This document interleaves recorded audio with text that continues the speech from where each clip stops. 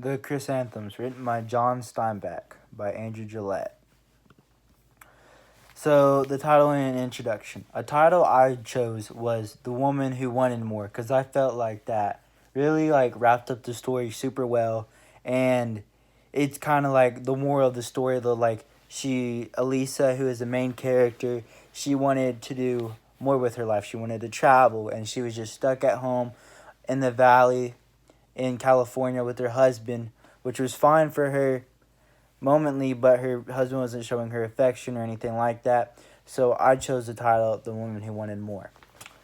Also, the importance of this title was shown when the husband wasn't showing his wife affection and made jokes about her being weak.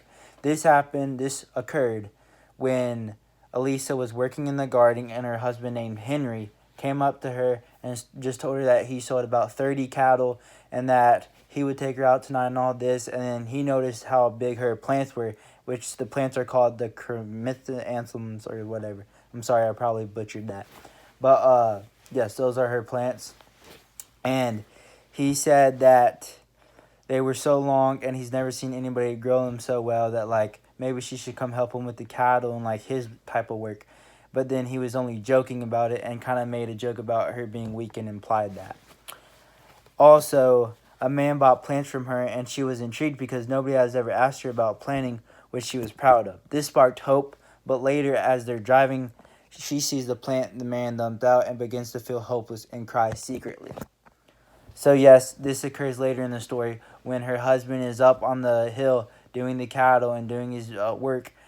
Tinker comes up to the woman and doesn't say his name or anything, just comes up to the woman, asks about do you need any work done or anything like that. But then he kind of gets annoyed that she doesn't, she says no, we're all good here. But then he asked about the plants and she was super intrigued because that's what she's proud of, and she acts like the chrysanthemums are as if they were her babies and treats them like that. And she's like, I take pride in these.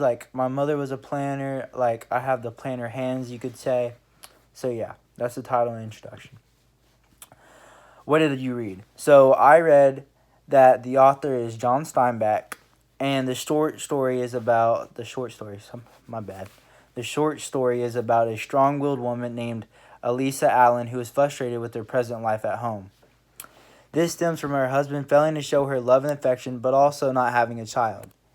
This story was published in 1937 in Harper's Magazine. It was very popular back then.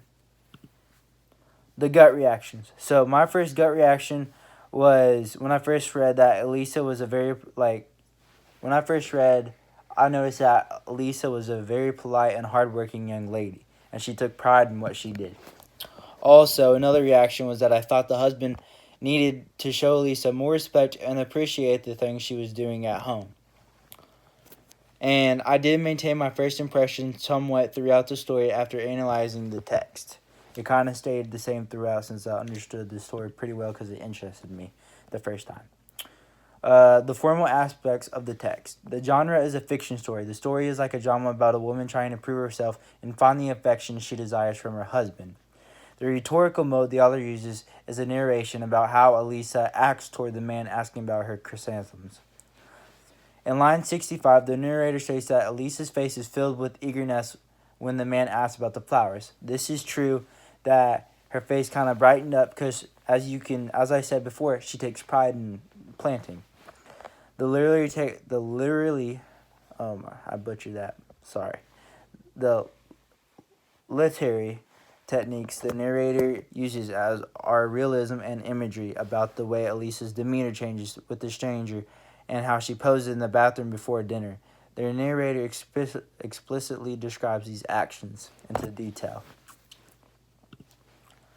So the overall scope and context. The background is the Salinas Valleys in California on a pasture or farm where their house is. Their area is rural and the men are manly and the women are weak. The text is about a struggling wife trying to have affection and a baby from her husband. Also, Elisa wants to travel the world like the tinker she met, but in old times that wasn't acceptable for women, and men didn't think women were actually capable of doing so.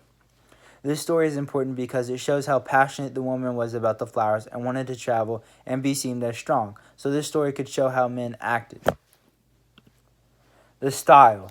The narrator uses the same rhetorical mode throughout the text by narrating in third person, and this causes the descriptions to be better. The speaker is a narrator in third person. The speaker in like so yeah. So the speaker is a narrator, and he narrates the story in third person, almost acting as Alicia's consciousness. So we know what Alicia is like semi thinking a little bit, like what she's intending by the way she's acting, but it doesn't actually explicitly show Alicia's thoughts of what she's thinking.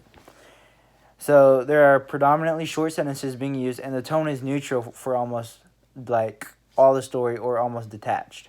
Because the speaker isn't in Alicia's head, but is distant enough to foreshadow how she's feeling. So, back to again what I said. The audience. The intended audience was a teenager or older, most likely because it shows story that most kids wouldn't enjoy. Personally, I wouldn't if I was a kid. Also, for people who like drama and fictional stories, this is a great one, showing how a woman would wants more and desires that passion and affection from her husband, but doesn't really get it that much. The audience, based on the writing style, is for anybody from a teenager and above. It was published at the time it was written.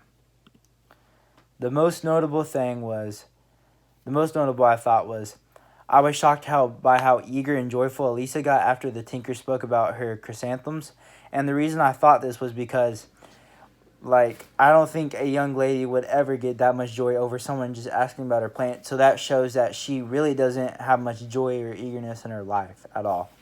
Also, something that was difficult to accept was that Henry, Alicia's husband, joked about Alicia working with him because he implied that she wasn't strong enough. This kind of made me feel weird because I was there's no point to it. I have a girlfriend and I would she's just as strong as I am, I feel like, and just a hardworking lady. So this I felt like was just a slap in the face to women. And I really don't understand that much, but yeah. And then the works cited page, yeah. So that's, in conclusion, this is what I thought about the story.